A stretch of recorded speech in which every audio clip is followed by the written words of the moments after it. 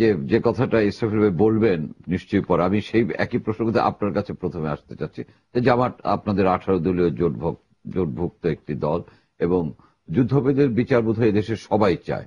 তো যুদ্ধপরাধীদের বিচার শুরু হওয়ার পরপরই কিন্তু জামাতের এই জাতীয় চোরাগোপ্তা হামলা, আকস্মিকভাবে জনমনে আতঙ্ক ছড়ানো, এবং এটা আগেও ঘটেছে, একদিন খুব ভোরে হয়েছিল, খুব সকালে ফজরের নামাজ। আপনারা জোটগতভাবে বিষয়টা কিভাবে দেখছেন বা এটা যৌক্তিক বা কতটুকু অযৌক্তিক মনে করছেন? না, আমি তো এখানে জোটগতভাবে দেখতে আসিনি। আমি যেটা মানে একজন দেশের সাধারণ রাজনৈতিক কর্মী হিসেবে দেখেছি, আজকে যখন সারা দেশের মধ্যে জামাতে ইসলামের কর্মসূচিতে পুলিশি হামলা করছে, তখন আমি চিন্তা করলাম যে জামাতকে কি ইতিমধ্যে নিষিদ্ধ ঘোষণা করে দেওয়া হয়েছে কিনা আজকের। তো দেখলাম যে না, জামাতকে নিষিদ্ধ করা হয়নি। তারপর মানে ধারণা করলাম যে কোথাও কোনো 144 ধারা জারি করা হয়েছে কিনা, দেখলাম যে না, কোথাও 144 ধারাও জারি করা হয়নি।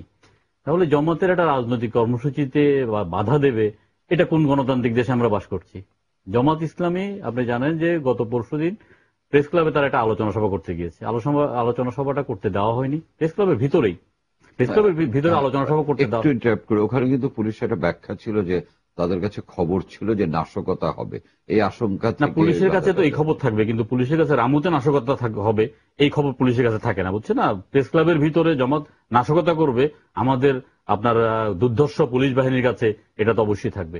এখন দেখেন, জামাত ইসলামী গতকালকে একটা সাংবাদিক সম্মেলনের মাধ্যমে তারা 4 দফা দাবি আদায়ের লক্ষ্যে সারা বাংলাদেশে আজকে বিক্ষোভ সমাবেশের ডাক দিয়েছে। এটা একটা রাজনৈতিক দল হিসাবে গণতান্ত্রিক একটি দেশের মধ্যে, একটি গণতান্ত্রিক শাসন ব্যবস্থার মধ্যে এটা দিতেই পারে। তারা আপনার প্রেস কনফারেন্সের মাধ্যমে বলেছে যে যুদ্ধ মানে অপরাধীদের বিচারের ব্যাপার বলেনি, তারা বলছে বিচারের নামে প্রহসন, জনদুর্ভোগ, তারপরে আপনার সর্বশক্তিমান আল্লাহ তাআলার উপর সংবিধানের পূর্ণ আস্থা এবং বিশ্বাস এবং কেয়ারটেকার প্রতিষ্ঠা, এই 4টা দাবি নিয়ে কিন্তু তারা আপনার আজকে বিভিন্ন জায়গায় তারা সমাবেশ করতে চেষ্টা করেছে। এবং পুলিশ কিন্তু কোথাও কিন্তু সমাবেশ করতে দেয়নি এবং দাঁড়াতে দেয়নি। আমার কথা হলো যে একটি গণতান্ত্রিক দেশে একটি রাজনৈতিক নির্বাচন কমিশন একটা নিবন্ধিত রাজনৈতিক দল, এবং যে দলের সংসদে প্রতিনিধিত্ব আছে সেই দলকে নিষিদ্ধ ঘোষণা না করে এভাবে তো আপনার এটাতে গণতন্ত্রের জন্য হুমকির সম্মুখীন। এই প্রসঙ্গে যদি আসি,